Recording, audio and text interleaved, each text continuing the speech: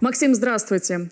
Прежде чем приступить к сложному такому во многом отношении проекту «Образы войны и мира» в творчестве белорусских композиторов, вы уже понимали, что будут за произведения в нем присутствовать? Я духовик по образованию, и для меня духовая музыка большое значение имеет. Конечно, я занимаюсь духовым оркестром Академии музыки, я веду этот оркестр, с которым мы реализовали в прошлом году грант, посвященный 90-летию Евгения Глебова, белорусского композитора.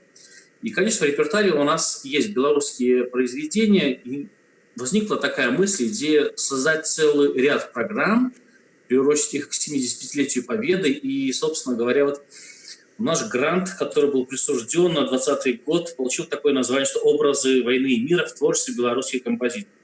И изюминка этой программы, этого проекта музыкального в том, что собраны материалы и будут формироваться концертные программы из произведений, специально написанных для духового оркестра и духовых инструментов.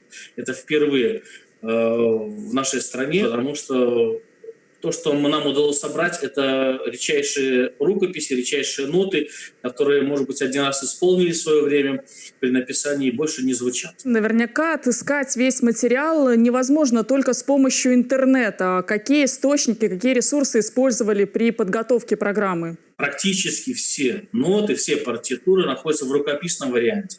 Это 40-е годы, 50-е годы, 60-е, не вплоть до нашего времени. Конечно же, они не издавались. Они находятся в личных архивах композиторов, либо в архивах, нотных библиотеках музыкальных коллективов разных.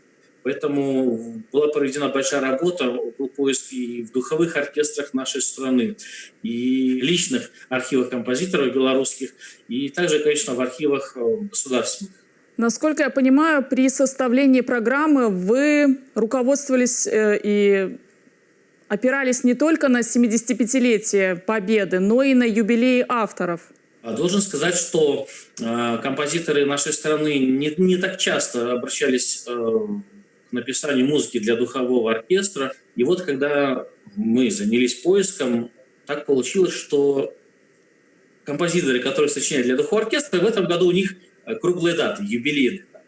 И, конечно же, мы в рамках нашего музыкального проекта сделаем несколько концертов, посвященные юбилярам 2020 года, среди которых Николай Аладов, наш знаменитый народный артист БССР, Петр Подковыров, Сергей Кортес, Эдди Рознер, заслуженный артист Республики Беларусь, также Лев Муранов и наш ныне живущий композитор, это Сергей Янкович. Максим, а потребовали ли материалы какой-то дополнительной работы, например, по восстановлению? Большинство произведений, особенно 50-х годов, 40-х годов, это находится в таком состоянии, что это листы бумаги, которые рассыпаются, на них изображены нотные знаки.